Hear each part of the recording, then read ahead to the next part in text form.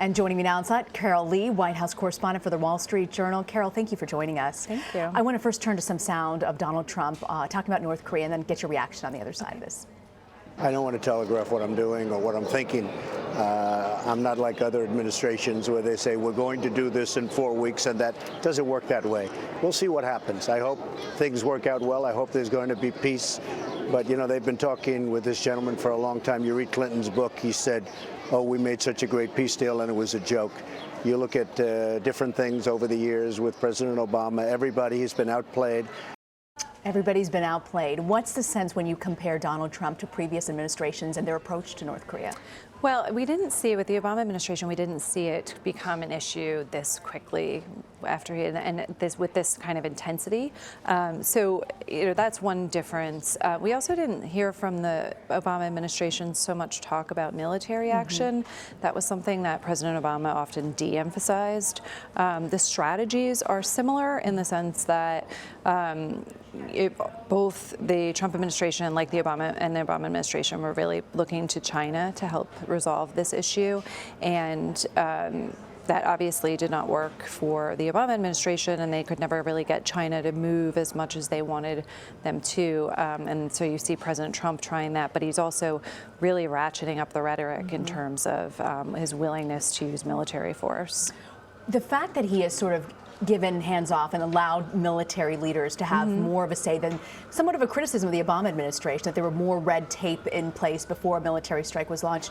Is that proving to be more effective? Is there a way you can tell how Washington's reading that? I think we don't really know yet. It does, I mean, it also depends on what your point of view is. There are people who feel that it's not necessarily the best idea. They don't want to give the military that much leeway. There are others who really like that idea. President Obama had a very specific kind of doctrine, which was diplomacy first, military as a last resort. And, you know, he came in and he was very suspicious of the military and of generals, and that kind of relationship evolved a little bit, but he didn't want to give them as much rope, and President Trump feels very comfortable with that. And there's been a number of decisions that he just hasn't had to sign off on because he's broadly given them much more leeway. The night of the Syria airstrikes, we know that there was a lot of talk early in the afternoon from folks in Congress saying he needs congressional authorization. When does he need congressional authorization when he moves militarily? This is a very interesting kind of debate. It's not clear, right? Because we've had, he obviously has powers as commander-in-chief, and then he has what are called authorization for the use of military force, which are old authorizations based on post 9/11 military actions. And there's, to a certain extent, President Obama has relied on those for the fight against Islamic State. But it also, so in some ways, you know, he could legally find justifications, President Trump, based on things that already exist. And he could also go to Congress, but Congress hasn't had an appetite for voting on military force. And I mean, if you remember the 2013 decision that President Obama made not to strike in Syria, part of that was because there wasn't the support there in Congress. So they haven't really wanted to take the tough vote either. Right, and we've heard Vice President Mike Pence say the era of strategic patience is over. Is there some concern that this administration may be boxing themselves into a corner on this issue? There is, you know, there's that, and there's also a concern that the rhetoric is so intense and that the confrontation with North Korea has escalated so quickly with this administration that something unintended could happen that could lead to a confrontation.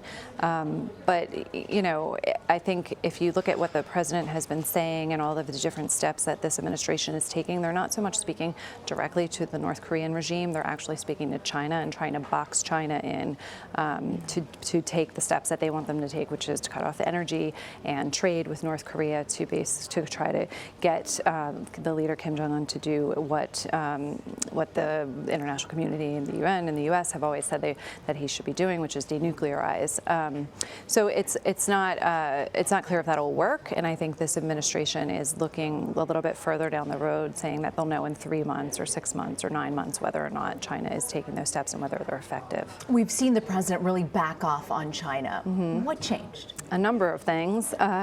We had an interview, myself and some of my colleagues at the Wall Street Journal had an interview with the president last week and talked to him a lot about China. And one of the first stories that he told was that when he met with President Xi Jinping at Mar-a-Lago, that he went in there and said, you can solve this North Korea problem really easily. Why don't you just go and, you need to do that.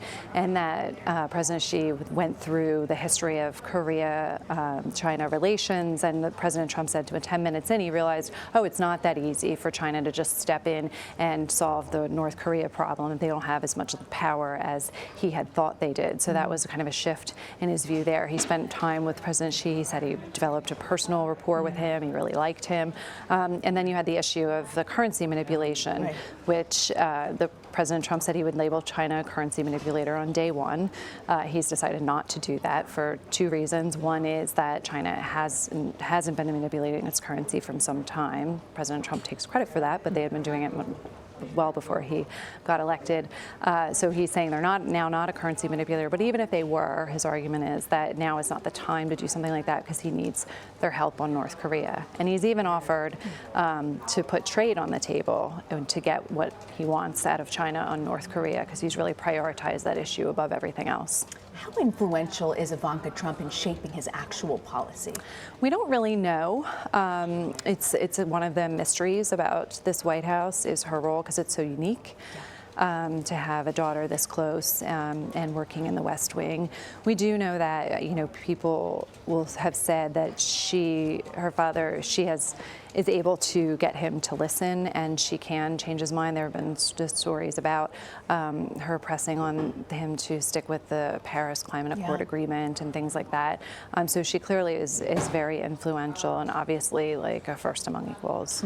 It was fascinating to see the dynamic with her and Angela Merkel, the German chancellor. It just seems like there are these powerful women in the room. I'm also curious about, because you're talking about climate change, and we know the mayor of Paris, who's also a woman. I'm curious if there's been any contact with her and how they're trying to get the Paris climate change agreement, which is Paris is very much ahead of the game, I think, in climate change as well. Right, we do. Well, the White House is currently having a discussion about what to do with the accord, and you have kind of two developing camps. There's the Secretary of State Rex Tillerson and Ivanka Trump and her husband Jared Kushner, who's also a senior White House advisor, who all feel that they should stick with the Paris agreement. And then you have Steve Bannon, the president's chief strategist, and the EPA director, and they feel differently, obviously.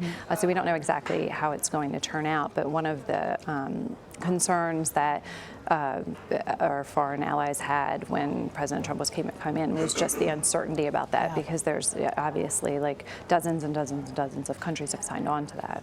Well, his Twitter feed seems to be less active. Is it just me, or are you guys in the press corps also reading this? We now have to wake up very early to check the president's Twitter feed because he does like to tweet very early in the morning and sometimes make news. It hasn't been that active, although he kind of ramped it up today and has started tweeting a little bit more. But since that, I believe it was March 4th, when he tweeted about President Obama wiretapping him, he's kind of scaled it back. And before I let you go, Carol, I want to ask you, we know the president's going to sign an executive order today. They're calling it Buy American, Hire American. What can you tell us about that?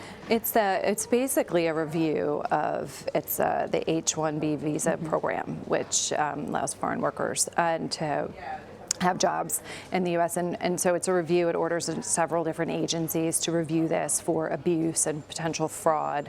And the overarching goal is just to, hit this theme that worked so well for the president in the campaign, which is, buy American, hire American. And so that's what we're seeing. But it's not clear that it's going to really be much of a policy change. It's a review. So anytime there's a review, we're always a little... Never know. Never know what to expect, exactly. Right? Carol Lee with the Wall Street Journal. Carol, thank you for joining us. Thank you.